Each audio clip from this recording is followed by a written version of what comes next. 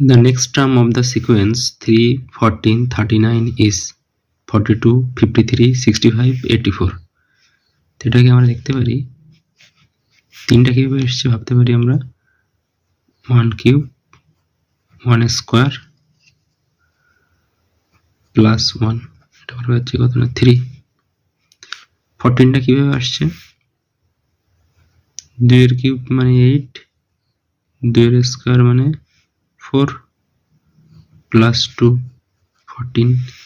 এইভাবে 3 এর cube plus 3 square plus 3 27, 27 আর 9 36, 36 আর 3 39। তাহলে এখানে কি হবে 4 এর কিউব মানে 64, 4 এর স্কোয়ার মানে 16 যোগ 4,